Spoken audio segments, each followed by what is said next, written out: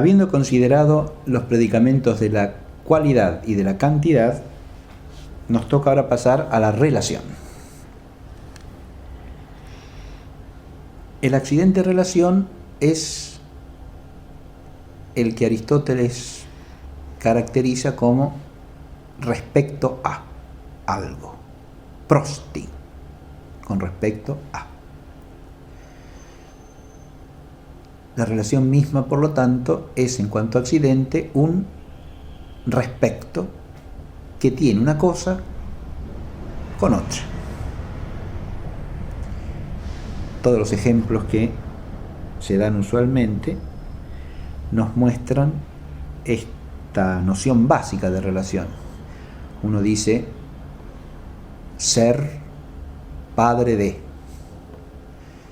El ser padre, que se da en un ser humano, por ejemplo, es una determinación accidental del orden de la relación, porque es un respecto a otra entidad. Este ente sustancial, que en sí mismo es esencialmente un ser humano y que tiene ciertas cualidades y tiene cierta determinación cuantitativa en virtud de su naturaleza corpórea, tiene un respecto a otro, en este caso a otro ser humano, por el cual se dice ser padre. Lo mismo si dijésemos que es más alto que su hijo. Estamos estableciendo otro respecto. Es una determinación que solamente puede ser entendida y que solo existe en la medida en que se da un respecto de una cosa a otra. Al decir solo existe, ya estoy tocando un problema fundamental de este predicamento, y es la distinción entre relaciones reales y relaciones que no lo sean. Porque el respecto existe realmente, independientemente de su ser conocido o no, solo si se trata de un respecto real, precisamente, ¿no? Hay una relación real cuando ese respecto del que hablamos es algo que se da en la realidad independientemente de ser pensado o no. Si nosotros decimos que Pedro es el padre de Esteban, estamos hablando de una relación real. Para esclarecer esa realidad, evidentemente tenemos que precisar el concepto del respecto. Porque uno dice Pedro es el padre de Esteban, puede estar aludiendo a distintos tipos de paternidad, ¿no? Pensemos primariamente en una paternidad de orden biológico. Si dijésemos que Pedro es el padre de Esteban, estamos hablando de un respecto que existe en la realidad independientemente de que sea pensado o no pensado, sea entendido o no entendido.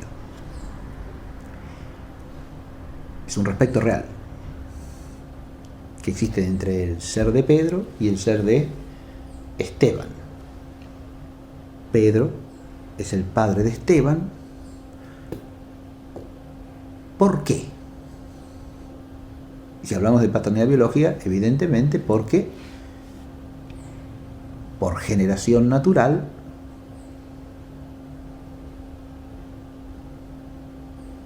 hay un vínculo entre Pedro y Esteban, de tal modo que uno se dice padre del otro.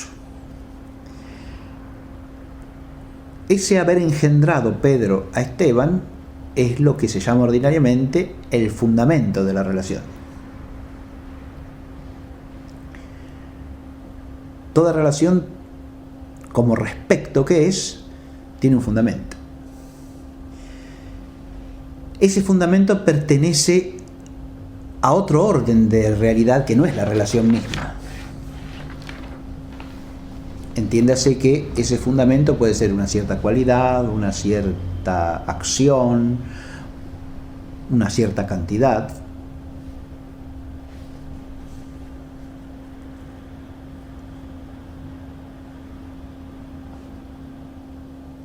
Pero si tratamos de una relación real, tiene que tener un fundamento real. Es decir, tiene que haber algo que funde el respecto y que pertenezca de suyo a la realidad. En este caso, la acción generadora. De manera tal que uno se dice padre del otro en virtud de ese fundamento real. La otra característica que tienen las relaciones reales es que sus términos sean reales también. Es decir, la relación real supone que aquello en que se da el respecto y aquello respecto de lo cual se da sean también realidades, cosa que también se cumple en el ejemplo. Yo tengo un ser humano real, otro ser humano real y un respecto que los liga, ¿no? Como ambos términos de la relación son reales, ¿no?, el respecto puede ser real. Si los términos no lo fuesen, ya no habría posibilidad de un respecto real. Pero siendo reales los términos, cuando hablamos de términos de relación, hablamos siempre de los entes vinculados por el respecto. Eso llaman siempre, en cuanto a la relación, sus términos. En lenguaje de relaciones, término significa el ente en el que recae el respecto, ya sea aquel acerca del cual se dice que tiene cierto respecto, o aquel en relación con el cual se dice que se da el respecto. Tenemos que tener siempre por lo menos dos términos, ¿no? Si yo tengo paternidad, habrá dos seres humanos, uno que tenga razón de término engendrante y otro que tenga razón de término engendrado. Y en virtud de ese fundamento real, hay un término engendrante, hay un término engendrado, decimos que hay un respecto entre ambos, que se llama en este caso paternidad, ¿no?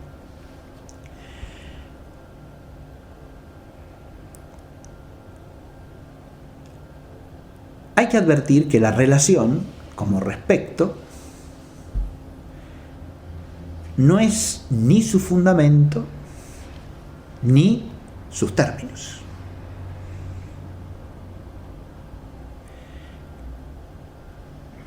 Ciertamente que si no hay términos no puede haber relación, porque una relación no se puede dar entre nadas. La relación necesariamente se da entre términos. Pero adviértase que lo que hace que esas realidades o esos entes sean términos es la relación.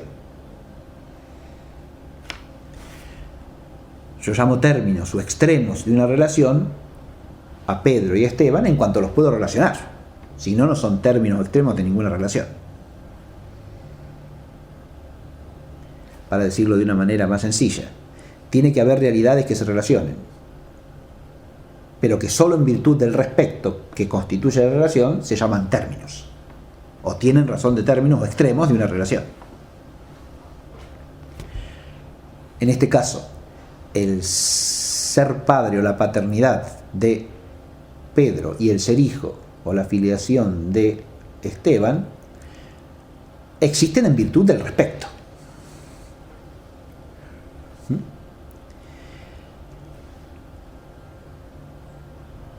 Es por ese respecto, por ese relato lo digo en sentido etimológico y ontológico, ¿sí? Porque existe una relación es que existen términos de la relación. Pero a su vez es claro que la relación tiene un fundamento, ¿no? El fundamento es aquello que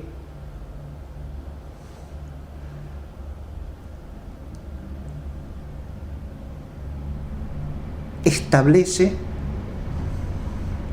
el respeto. Si nosotros decimos que Pedro es el padre de Esteban, o decimos que Pedro es más alto que Esteban, estamos estableciendo entre ambos dos respectos distintos. Cada uno de ellos tiene un fundamento. En un caso, el fundamento es la acción generante o el ser engendrado. En el otro caso, el fundamento es la altura de uno y la altura del otro. Es decir, Pedro tiene una cierta altura, es una cantidad suya. Esteban tiene otra altura, que es otra cantidad suya. Y hay un respecto que permite vincular ambas cantidades.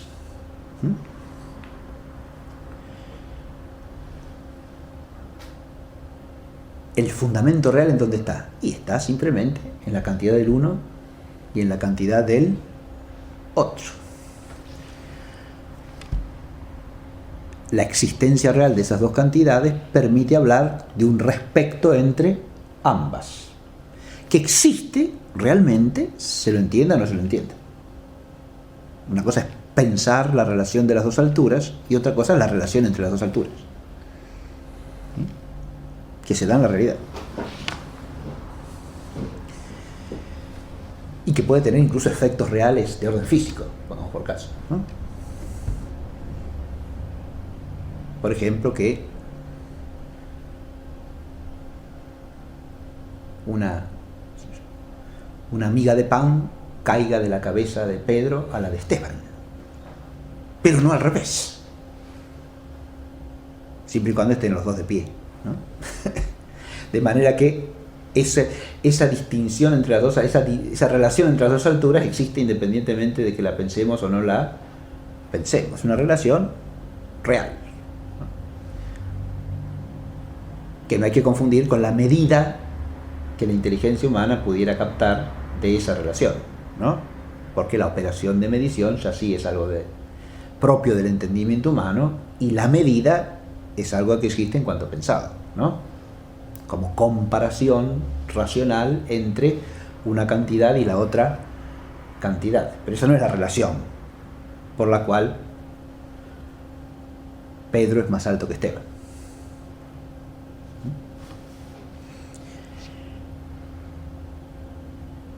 Estos dos ejemplos que acabamos de dar nos permiten advertir otra complejidad del tema de la relación.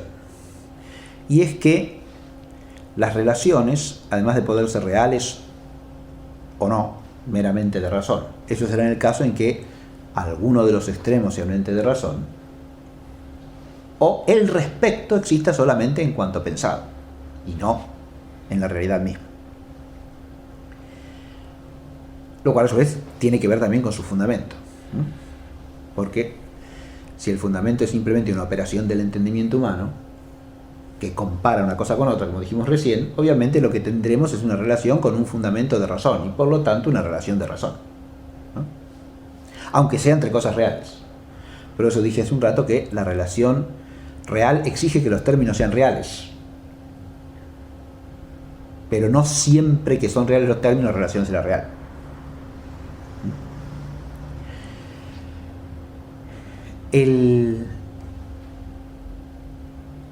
Otra complejidad que hay en las relaciones es la que se introduce por vía de entre qué se da la relación, ¿no?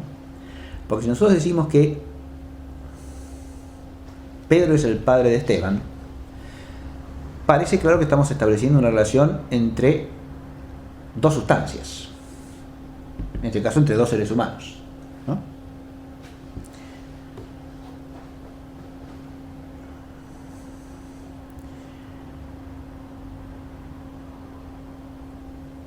Lo mismo si decimos que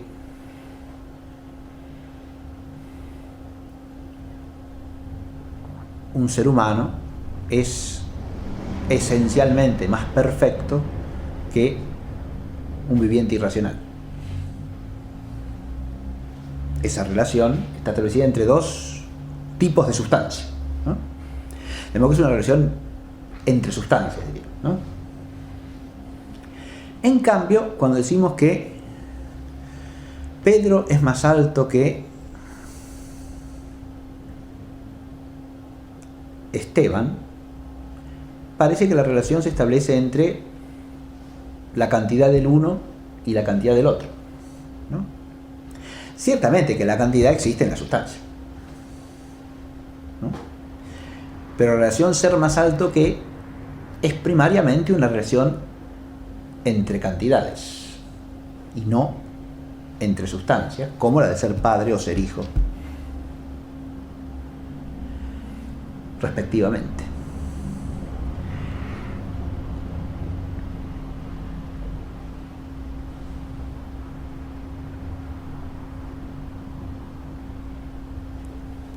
Uno puede directamente establecer relación entre otros accidentes, y eso podría ser una cuestión que se puede pensar, ¿no? Uno puede decir, por ejemplo, que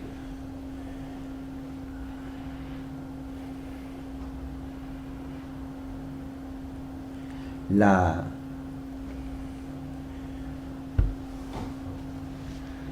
justicia conmutativa tiene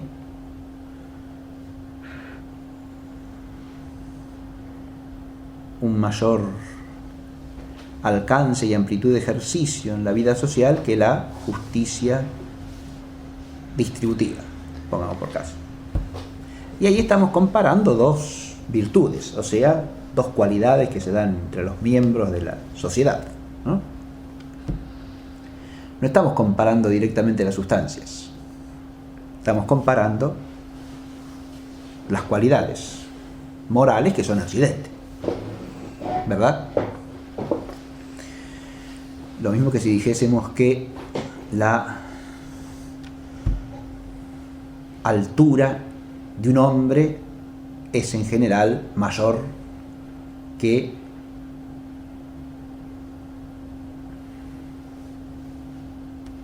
sus cinturas, ¿sí? Y sí, normalmente es así, porque esa es la estructura de la figura humana, ¿no? Entonces, pero de nuevo, ¿qué estamos comparando? ¿Una sustancia con otra sustancia? No, estamos comparando una cantidad con otras cantidades. O sea que podemos establecer relaciones entre sustancias. Relación entre sustancias que hacen a cierto accidente o relaciones entre accidentes.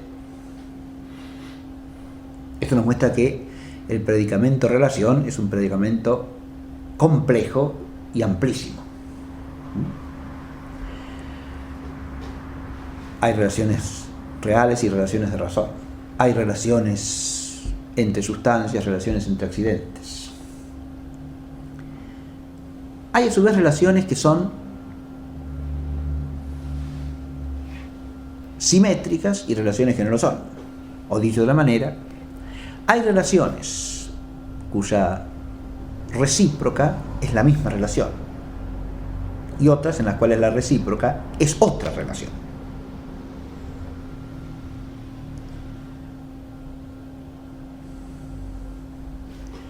En los dos ejemplos que dimos antes, la recíproca es otra relación.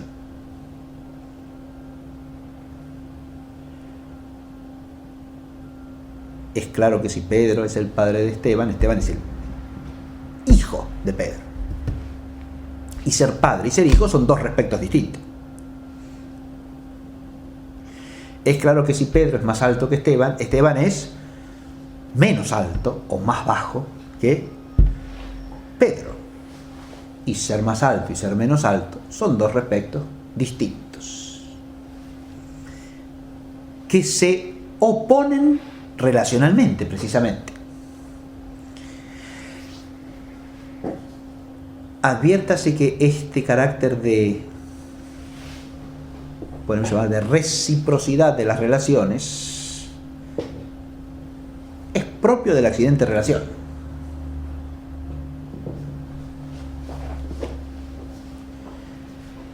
Aristóteles, que se preocupa por señalar las propiedades de cada predicamento, después de haber señalado el Tratado de la Cualidad que las cualidades suelen tener opuesto,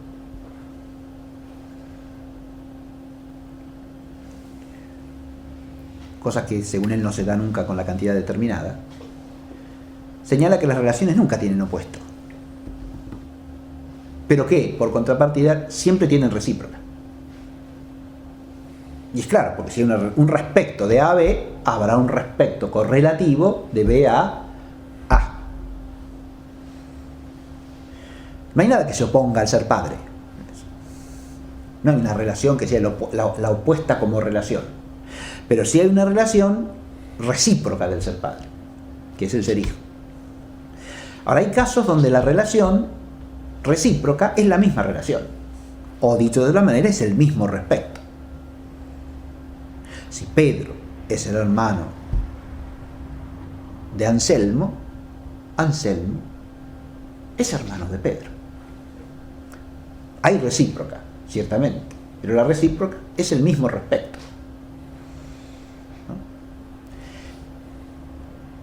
A estas relaciones es que suele llamarse relaciones simétricas, ¿no? Porque el respecto en un sentido, o sea, de A a B, es idéntico al respecto en el otro sentido, de B a A. Lo mismo si dijésemos que Pedro y Anselmo tienen la misma altura. Estamos estableciendo una relación, obviamente, ¿no? ¿Y qué estamos diciendo? Que Pedro es tan alto como Anselmo y Anselmo es tan alto como Pedro. De modo que el respecto es el mismo en los dos sentidos, ¿no? Estos dos tipos de relación son claramente distintos porque solo las relaciones que no son simétricas, o sea, que no establecen el mismo respecto,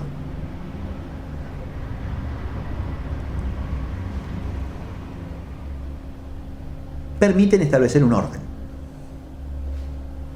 o son correlativas de algún orden.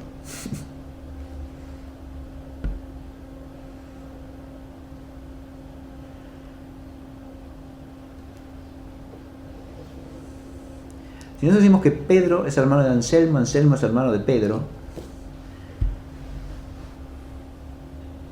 ¿establecemos orden entre ellos? No, señor. En cambio, si decimos que Pedro es el padre de Esteban y Esteban es el hijo de Pedro, estamos estableciendo un orden entre generante y engendrado en este caso, ¿no? Entre padre e hijo. Si decimos que dos seres humanos tienen la misma altura y no establecemos orden alguno, establecemos cierta igualdad. Y precisamente por eso no establecemos orden, porque el orden se basa en la distinción. Si digo que Pedro es más alto que Esteban, ahí puedo establecer un orden de altura, ¿no? De menor a mayor o de mayor a menor, y hay orden.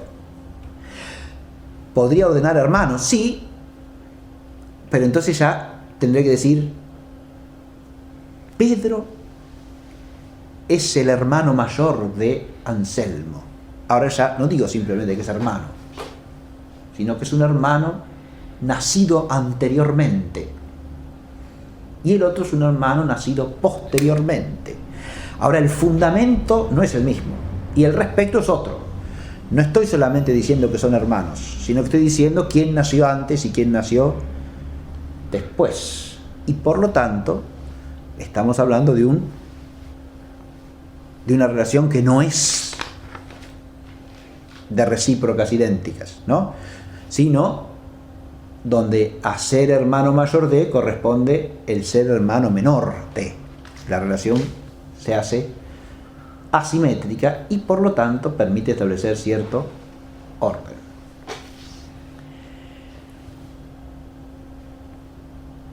Esta otra distinción que hemos hecho entre relaciones tiene una amplísima proyección desde el punto de vista filosófico, porque tiene que ver con todo caso en que pueda plantearse una problemática entre igualdades y distinciones, ¿no? Las cosas solamente se pueden ordenar según lo que las distingue, nunca según lo que las iguala. El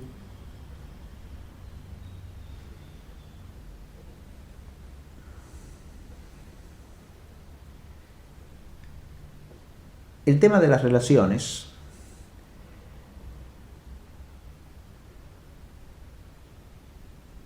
puede profundizarse desde distintos aspectos. Una cuestión es la de si todas las relaciones que son reales bajo todo respecto, ¿no?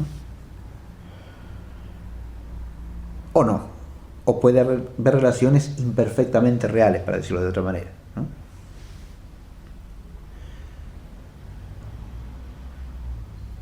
Así, por ejemplo, entre dos términos reales podría haber una relación tal que fuera real bajo un respecto, pero no real bajo el otro.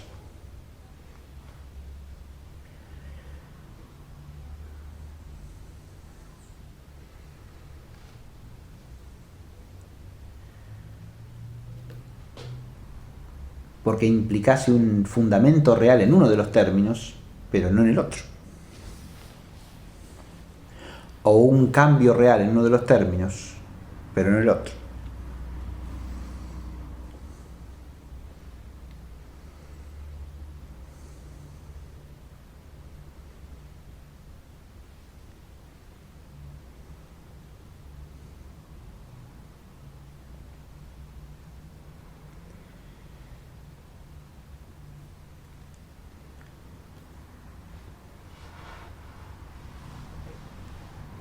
Pongamos, por ejemplo, aquí la relación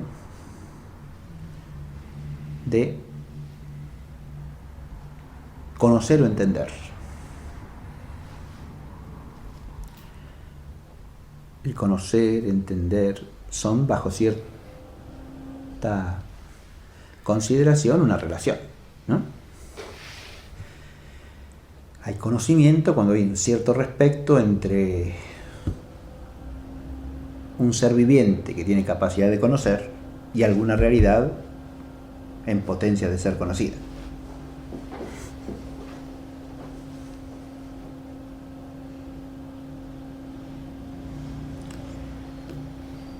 La cognoscibilidad misma también sería un cierto respecto,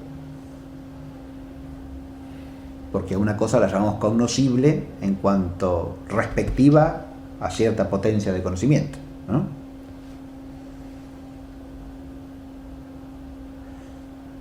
O a cierto acto de conocimiento, como acto posible.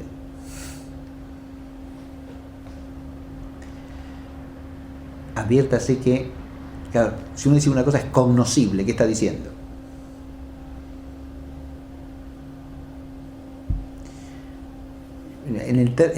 Del modo más elemental posible estaría diciendo que la cosa tiene cierta determinación, que es lo mismo que decir que es una cosa, ¿sí? Porque si no, no sería res alguna. En ese sentido podemos decir que toda cosa es cognoscible. Y sí, porque si no, sería nada, ¿no? Si tiene cierta determinación, tiene cierta cognoscibilidad, ¿no? O sea, puede ser captado por algún cognoscente, por alguien que tenga la capacidad de conocer, o que tenga conocimiento. La cosa es cognoscible, es establecer un respecto, ¿no? ¿Cuál es el fundamento de ese respecto? Yo digo que la cosa es cognoscible. Estoy poniendo dos términos en juego, ¿no? Sí, una realidad y un ser capaz de conocer, un ser cognoscente, en relación con el cual la cosa se dice cognoscible.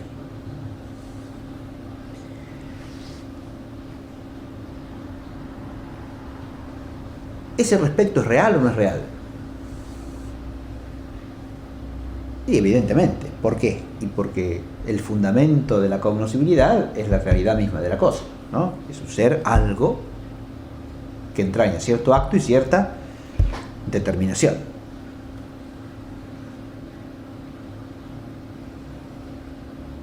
Es la razón de actualidad y la razón de determinabilidad lo que la hace cognoscible. Y esas razones, en cuanto reales, son un fundamento real. ¿Está claro? Ahora, la cognoscibilidad nombra una relación potencial, ¿no? O una relación posible. De modo que cuando decimos que es cognoscible, no estamos aludiendo a una relación real actual, sino a una relación real posible.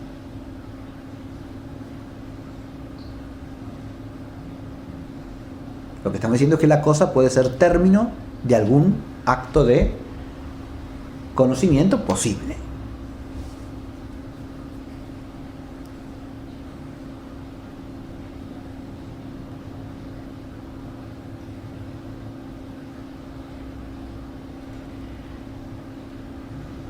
Pasemos de aquí al conocimiento mismo. Si yo considero que Pedro conoce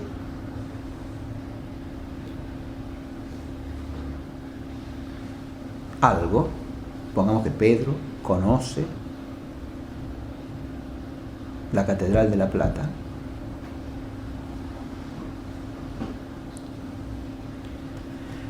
estamos diciendo una relación. No podemos decir que estamos diciendo algo más que una relación, porque el conocimiento, en cuanto se da en Pedro como cierto acto ya adquirido, es una cualidad de Pedro, ¿no? Pero es una cualidad relativa, ¿o no? O mejor dicho, es una cualidad que llega a ser a partir de una relación. Porque tiene que haber habido algún acto de relación real por el cual alguna determinación de la Catedral de La Plata haya llegado a Pedro, ¿no? Se haya hecho conocida por Pedro, se haya hecho objeto para Pedro.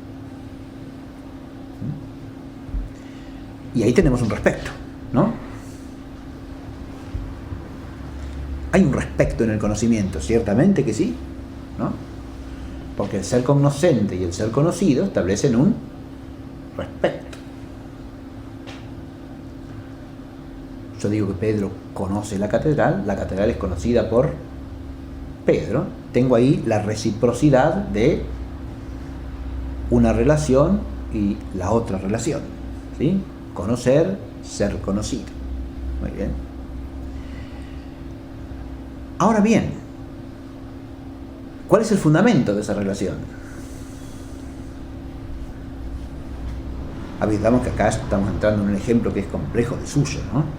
Y que entraña toda una serie de dificultades. Pero ¿cuál es el fundamento de la relación? Por un lado, la cognoscibilidad de la catedral, ¿no?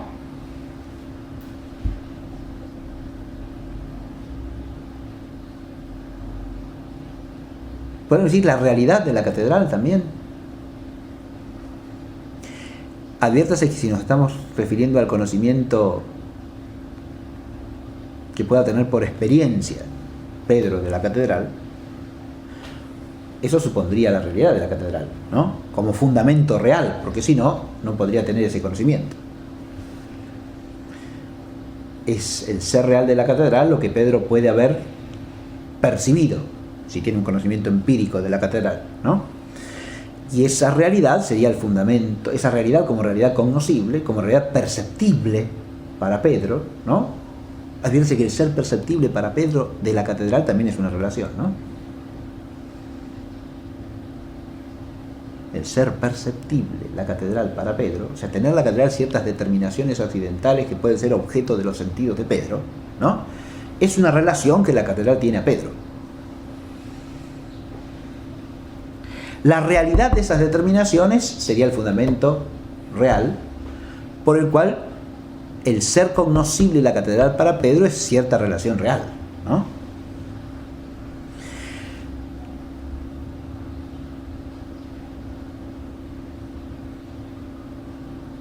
El conocimiento en acto que Pedro tiene de la catedral, en cuanto que la está percibiendo, establece una nueva relación, ¿no? Más allá de la cognoscibilidad o de la capacidad de Pedro para conocer, ¿no? Si yo digo que Pedro es capaz de conocer perceptualmente la catedral, o digo que la catedral es perceptible para Pedro, estoy estableciendo dos relaciones, ¿no? Que son recíprocas, ¿verdad? Ahora, si yo digo que Pedro está percibiendo la catedral, ya estoy hablando de otra cosa, ¿sí? Estoy refiriéndome a que en acto la está captando. Esa relación tiene una complejidad propia que hay que destacar. La catedral, en esa relación, no sufre modificación alguna, mientras que Pedro sí.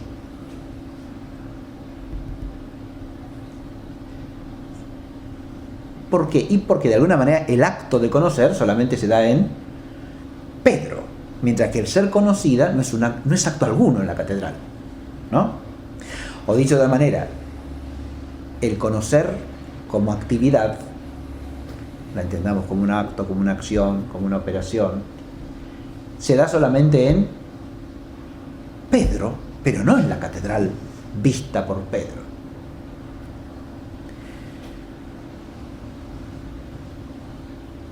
Podríamos decir entonces que la relación es real solamente de Pedro a la catedral, pero no de la catedral a Pedro.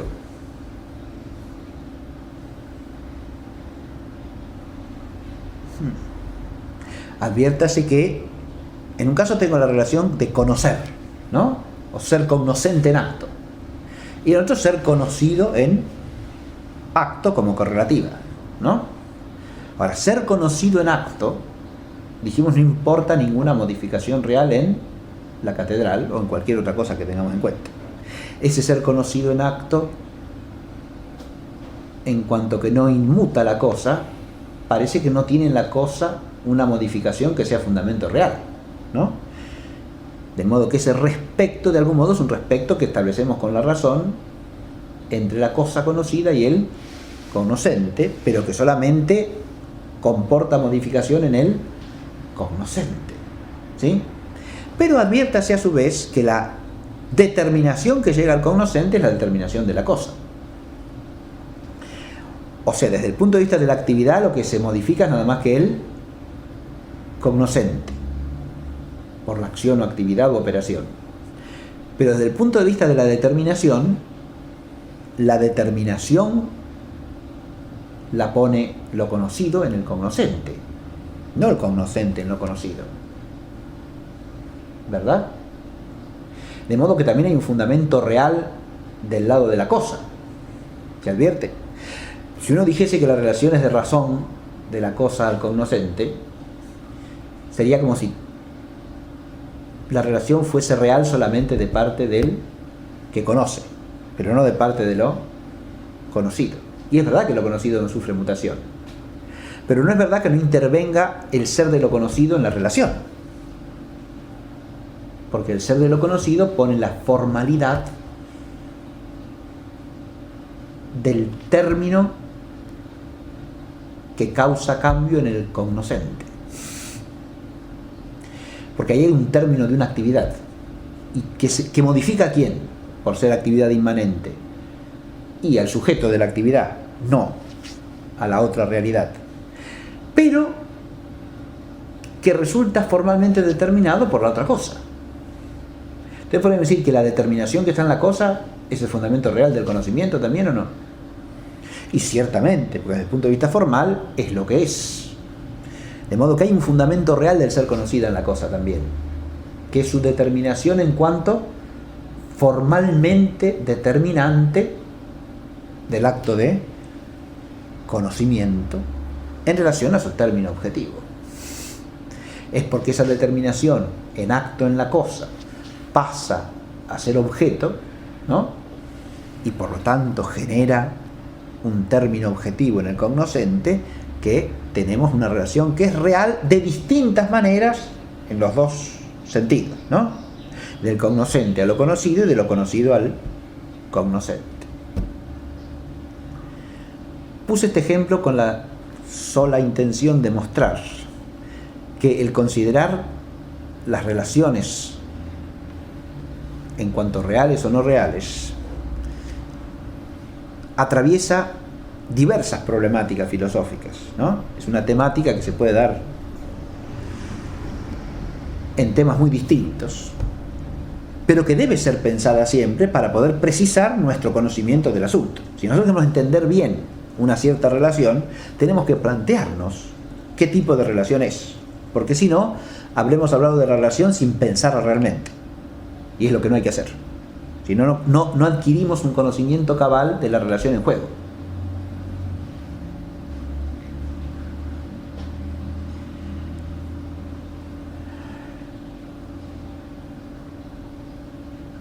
Porque el fundamento real de la relación no solo se da en virtud de la causalidad deficiente, se puede dar en virtud de otro tipo de causalidad, como es en este caso la causalidad formal extrínseca intencional, ¿no? De manera que lo que hay que pensar rigurosamente en cada caso es cómo es la relación, ¿no? Uno puede plantearse lo mismo, no sé, para otro tema filosófico totalmente distinto, en el cual interviene el asunto de la relación, que es la percepción de una obra de arte. Pongamos por caso, ¿no? Yo contemplo una pintura.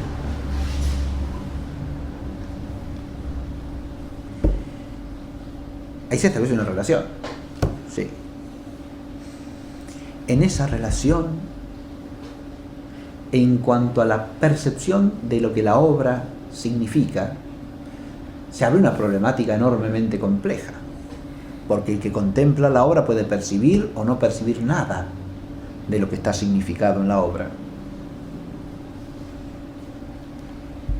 Una cosa es que perciba sensiblemente el cuadro, descartemos eso como una condición necesaria pero no suficiente de la captación de la obra como obra de arte, es decir, como expresión y objetivación de un significado, ¿no?, que ha puesto allí el artista.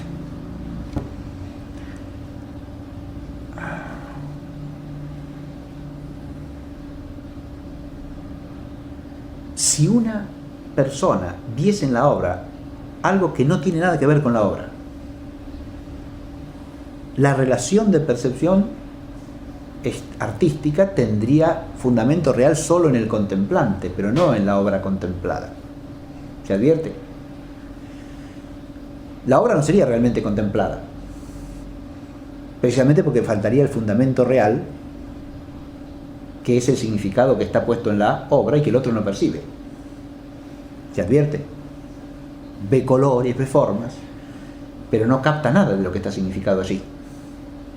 No percibe el significado, que lo tiene que percibir con el espíritu, ¿no?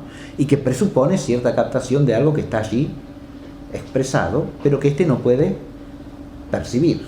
Su idea, su concepto, su visión de la obra sería real solamente respecto de él. Podríamos decir que la obra es contemplada, y no. La obra es percibida, no, señor. No se da la recíproca. Y no se da la recíproca porque carece de fundamento real, ¿no?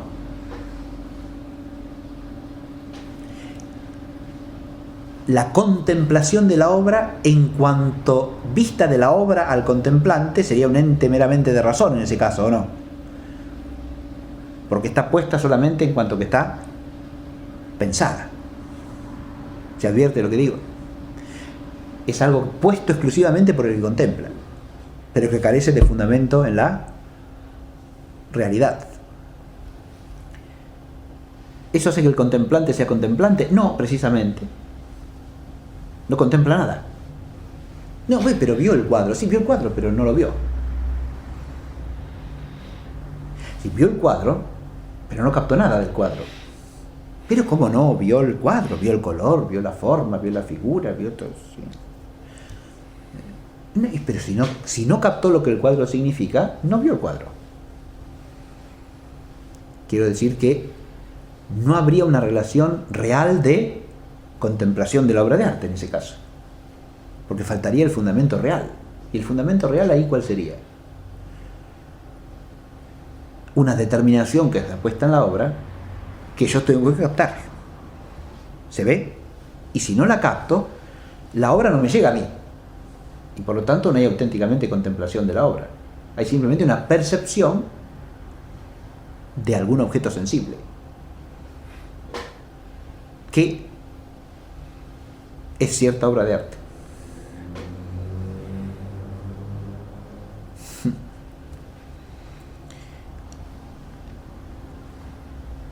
¿Qué relación se da ahí? ¿Se da relación entre el que contempla la obra y el objeto representado? No propiamente. ¿Se da relación entre el que contempla la obra y el espíritu del artista?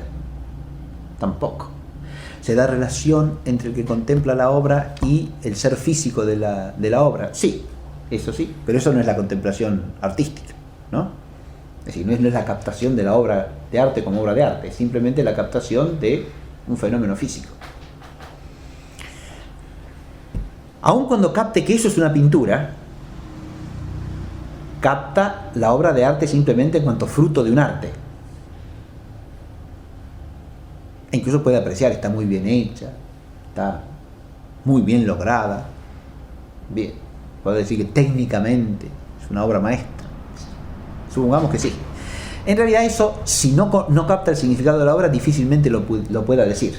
Podrá decir que está hecha con gran habilidad técnica, etcétera, etcétera, que está lograda, ya es otra contar, porque no se puede decir sino en relación a lo que se quiso significar o a lo que se quiso lograr, ¿no?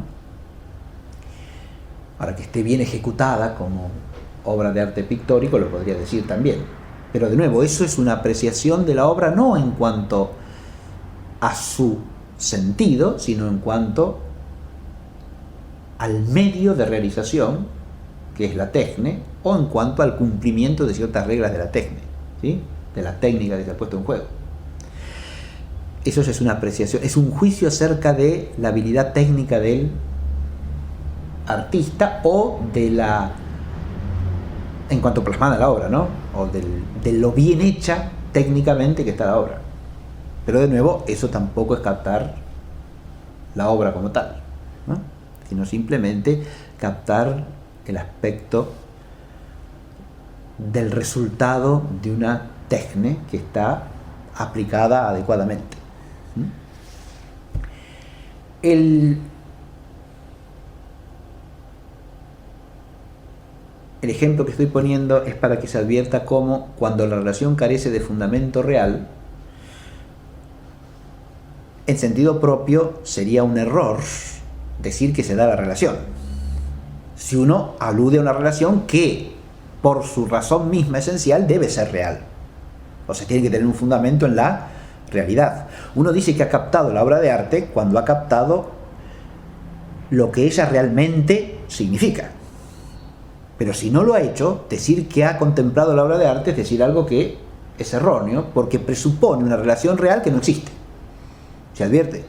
Presupone una relación real, un respecto realmente fundado que no se da.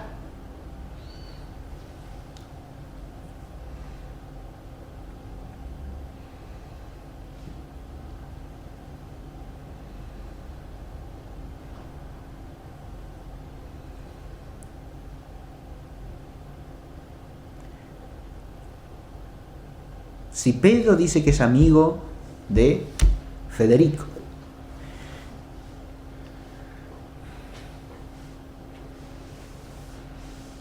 eso será verdadero si se da el fundamento real del respecto a amistad.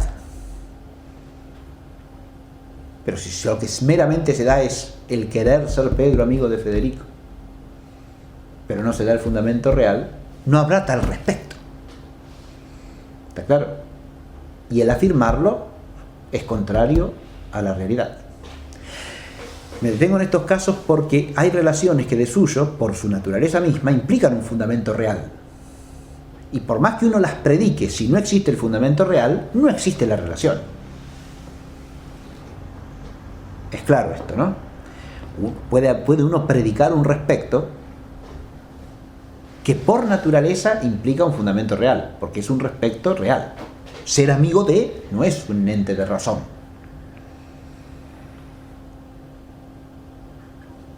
¿Está claro? Ser amigo imaginario de es una relación de razón, pero ser amigo de no es ser una relación de razón, es una relación real.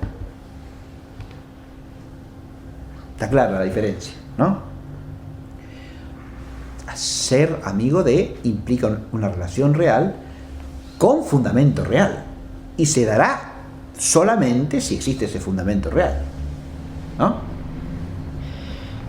Que en este caso es complejo, ¿no? Implica dos personas con cierta virtud moral, ¿no? Con cierta paridad, como dice Aristóteles, ¿no?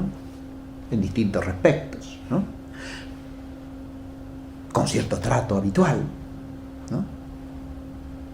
Que hace real el compartir el conocimiento y la virtud, ¿no? Y entonces puede haber una relación y con el fin que se busca como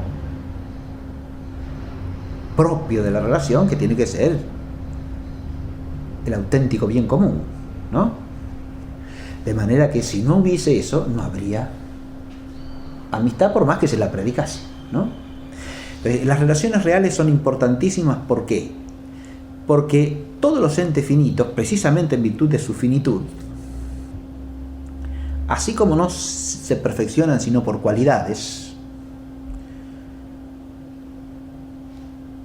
no pueden adquirir ciertas cualidades sino por relaciones.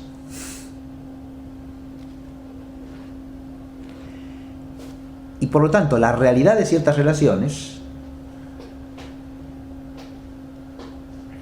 forma parte del perfeccionamiento en general de los entes finitos, que por eso constituyen naturalmente un cosmos, es decir, un todo ordenado. Y si constituyen un todo ordenado es porque tienen relaciones reales entre ellos, ¿verdad? Si no, no habría un cosmos. Habría entes coexistentes, pero sin relación entre sí.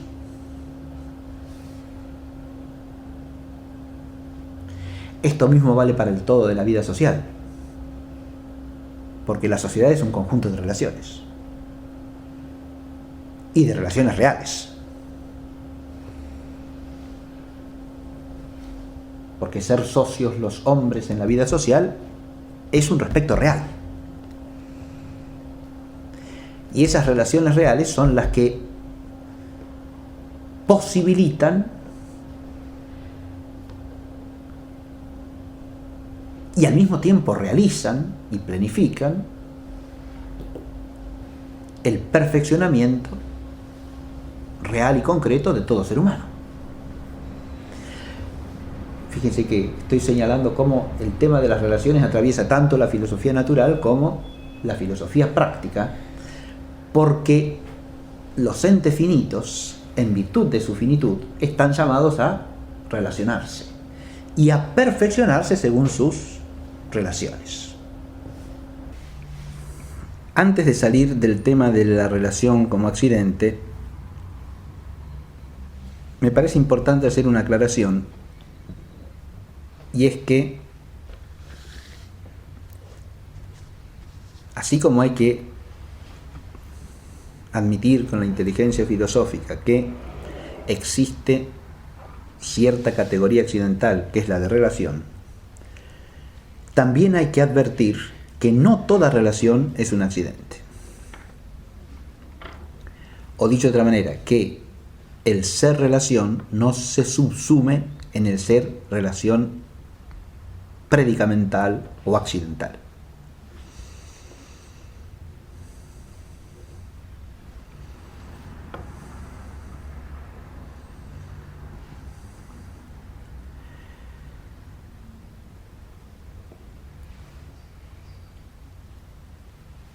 En relación con el conjunto de los accidentes puede plantearse esto. Si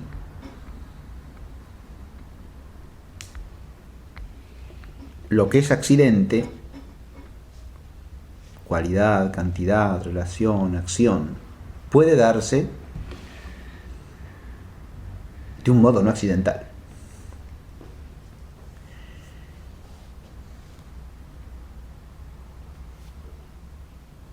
Hay casos en que es claro que la respuesta es negativa, como la cantidad.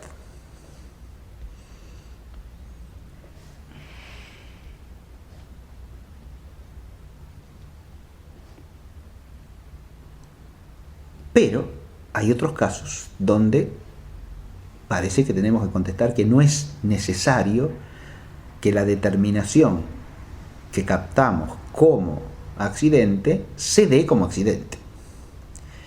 Pasa con ciertas cualidades, no por ser cualidades, pero sí por ser determinaciones que, teniendo carácter de simples perfecciones, se dan en el hombre como cualidades o se dan en el hombre como potencias, pero que en su razón intrínseca constitutiva no implican ni el ser potencia, ni el ser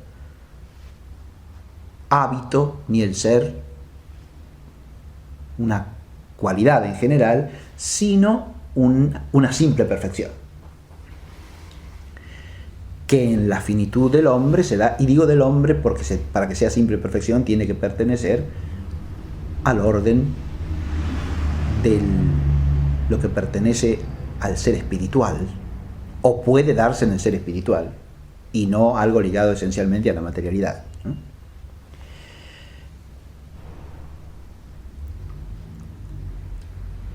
Esta problemática también afecta directamente a la relación. Y en toda la tradición teológica cristiana, esto se ha planteado de manera decisiva en relación con la cuestión de las personas trinitarias y de las relaciones trinitarias.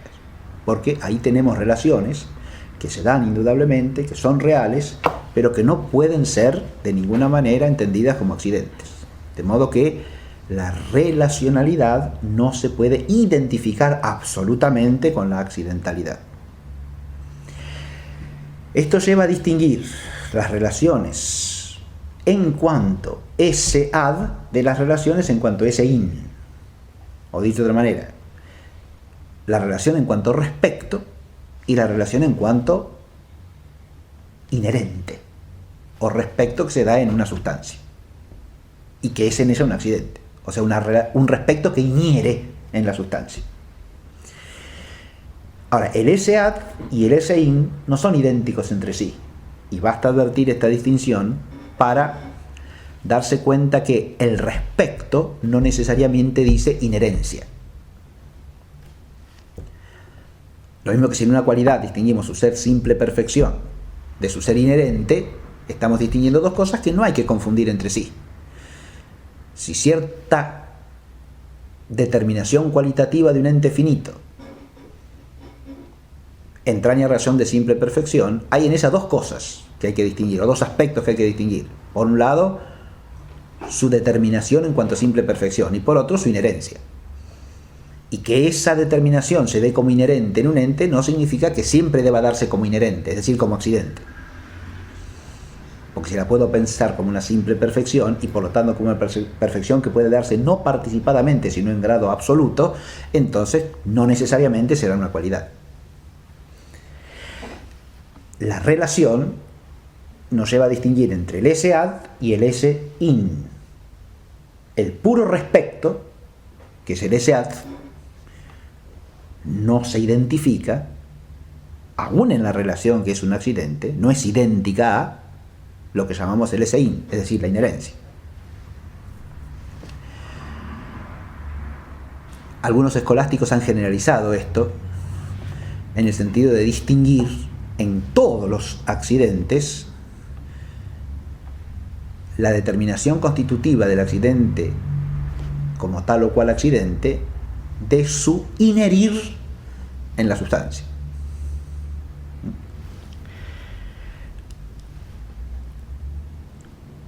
Si hay relación inherente es porque tenemos un esead que se da como eseín. Una vez que se ha hecho la distinción entre los dos aspectos, uno puede preguntarse si la inteligencia filosófica exige pensar algún tipo de esead que no sea eseín. Y ahí es donde aparecen los tipos de relación que no son predicamentales. Y en la literatura escolástica en general hay dos tipos de relación que suelen mencionarse a este respecto. Una es la relación que suele llamarse trascendental y otra es la relación que se llama substancial. Tenemos una relación trascendental cuando tenemos un esead, un respecto de un constitutivo del ser sustancial al otro.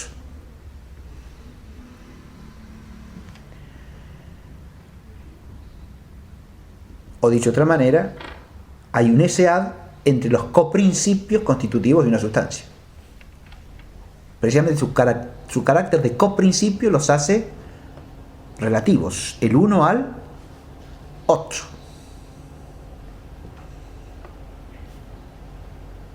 Si son principios en cuanto a coprincipios, parece claro que el ser que tienen como principios es respectivo, o dicho de manera, conlleva un eseat. Si hablamos, por ejemplo, de la forma sustancial y de la materia prima como coprincipios de un ente físico sustancial,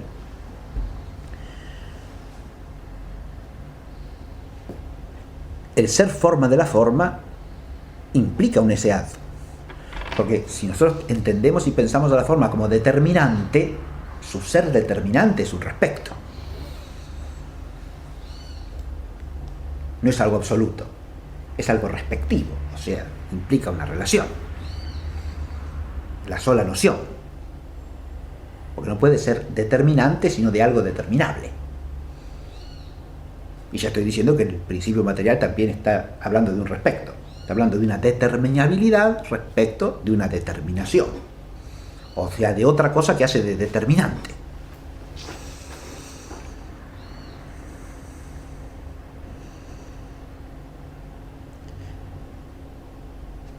Si yo hablo de la determinabilidad que se da en una sustancia, esa determinabilidad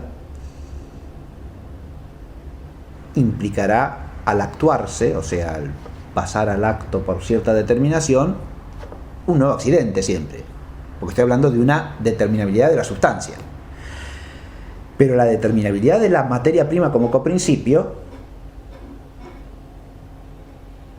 al ser actuada, no se actúa por una determinación accidental. Y el ser determinante de la forma no se constituye como accidente de nada, porque si no presupondría la sustancia ya constituida. De modo que lo que acá tenemos es un respecto sin el cual no se puede pensar ni la forma ni la materia. Hay un esead de la una a la otra, pero hay un esead que no puede ser accidente, precisamente porque ese esead se da entre los coprincipios que constituyen a la sustancia. O sea, que son los principios que, por su composición, que fíjense, es un respecto mutuo, ¿no? Si hablo de composición, lo que está implícito en la coprincipialidad, que por su composición constituyen intrínsecamente a la sustancia. De modo que ese respecto mutuo es una relación, pero es una relación no accidental. A esta relación, a la que se puede dar el nombre que mejor parezca, es una relación que no es accidente. Eso es lo que hay que entender claramente.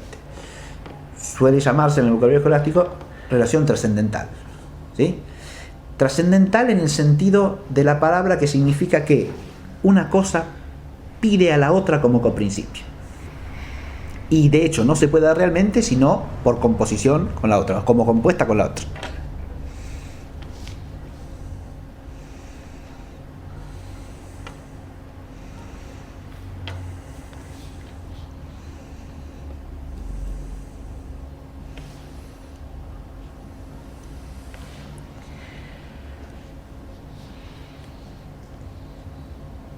Ahora, este tipo de relación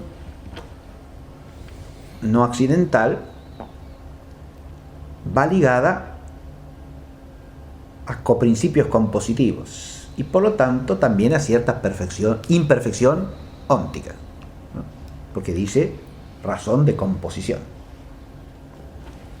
aunque no sea de accidentalidad.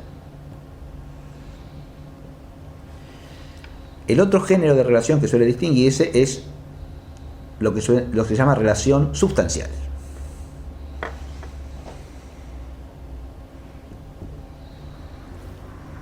Y una relación sustancial es ya una relación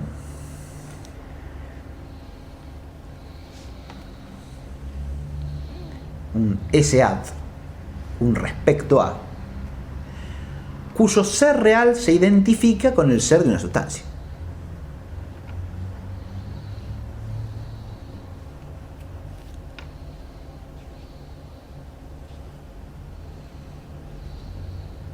¿Cómo es esto?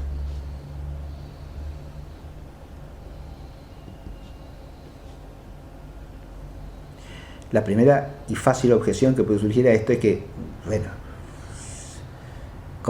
¿cómo puede identificarse el ser de una sustancia con una relación si la relación es un accidente? ¿No? Y la sustancia se define por el en sí, y el en sí es lo más opuesto al accidente y también al respecto a.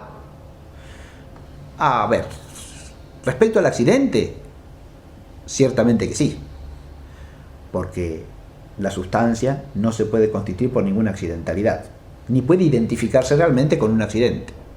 Pero estamos hablando acá de un tipo de relación precisamente que no es accidente. Así que la objeción respecto al carácter accidental de la relación está fuera de lugar, ¿no? Podría sí aparecer cierta oposición entre el ser en sí, que tipifica la sustancia, y el ser respecto a. Pero se contradicen entre sí el ser en sí y el ser respecto a. Y parece claro que no. Porque acá viene la cuestión de la relación sustancial, ¿no? ¿En qué aspecto de la realidad cabe pensar una relación que se identifique con el ser de la sustancia? Desde un punto de vista metafísico, y esto solamente puede pensarse en el plano metafísico, parece claro que el ser sustancial de todo ente finito, en cuanto que ente causado, es cierto ese ad. Detengámonos a pensar un poquitito esto, ¿no? Si yo hablo de una sustancia finita cualquiera, que existe realmente, existe en cuanto es causada por la causa primera. No puede tener existencia real sino por la eficiencia de la causa primera. Es claro esto, ¿no? Porque solo la causa primera puede darle el ser a un ente finito, que de suyo no es.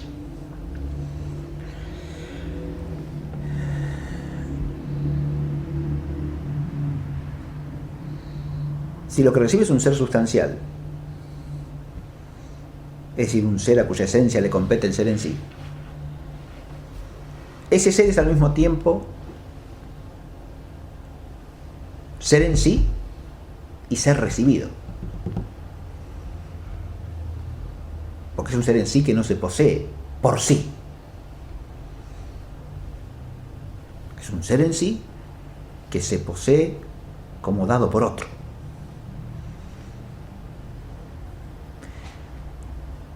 Ese ser que es recibido es un accidente de la sustancia finita.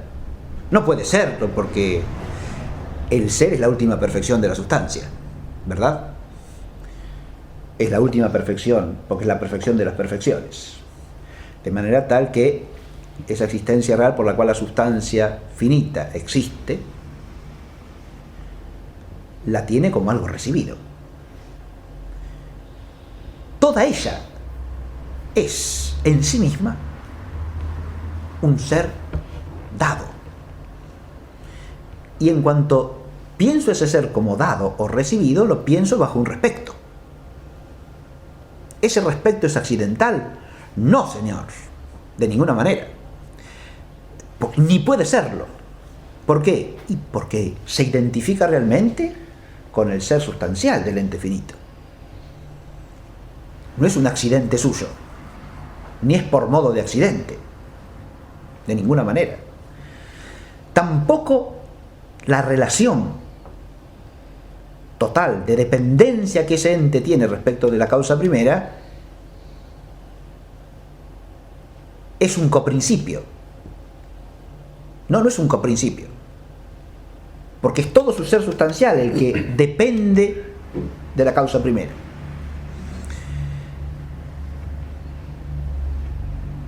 Depende eficientemente, claro que sí, con la eficiencia perfecta de la causa primera, ¿no? De esa eficiencia depende la totalidad del ser real del ente finito. Si este ente finito es el ente por antonomasia, que es la sustancia, esa sustancia, contemplada en su dependencia óntica de la causa primera, es ella misma una relación que podemos llamar ser creado, ¿no? Esa relación de ser creado, de ser causado eficientemente por la causa primera, es una relación ¿de qué tipo? Ciertamente no accidental. Por lo tanto, es una relación en la cual el ese-ad no se identifica con accidente alguno. Pero además, ¿es una relación trascendental? No, señor. ¿Por qué? Y porque no es que el ente finito componga con Dios. No se trata de eso, de ninguna manera. Al contrario, nada más opuesto aquí que la relación trascendental, que implicaría alguna forma de error panteísta. Se trata de otro tipo de relación no accidental, en la cual, según la definición que dimos, el ser total de la relación se identifica realmente con cierta sustancia. Ahí tenemos otro tipo de relación. Con respecto a esta relación, ya habría que ver si puede darse de alguna manera como cierta razón de simple perfección que no conlleve la dependencia en el orden del ser bajo algún respecto. Y entonces ya tendríamos un analogado para subir hacia algo que se puede predicar inteligentemente del ser divino. Adviértese que cuando se dice que la paternidad, la filiación, la expiración pasiva son relaciones subsistentes, se está hablando de un tipo de relación que es sustancial, ¿no? Y es lo que dice toda la teología, ¿eh? Son relaciones, las personas divinas son relaciones subsistentes. Ahora, ese ser una relación subsistente implica que la subsistencia que tipifica a la sustancia y la relacionalidad no son incompatibles entre sí. Pero eso ya lo vemos metafísicamente, incluso contemplando la relación sustancial por la cual el ente finito existe realmente. ¿Está claro? En su razón de causado y de dependiente de la causa primera.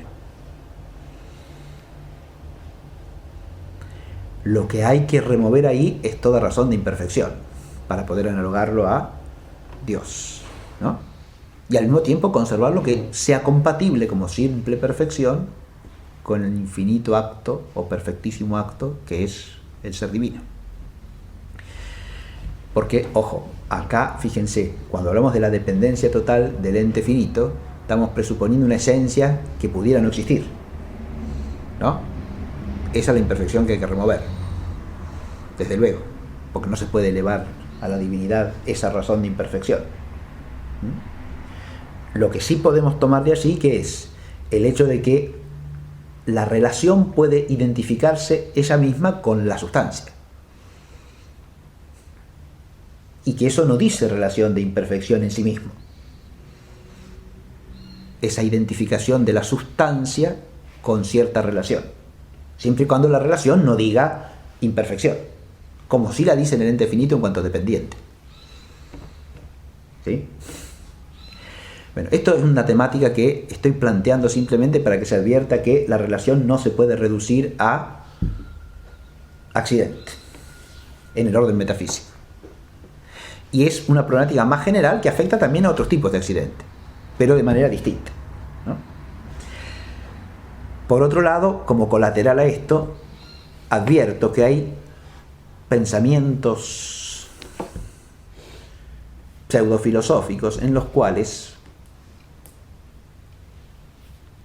la relación se absolutiza. No es de eso que estamos hablando. No es de un relacionalismo universal donde la sustancialidad queda diluida en la relacionalidad,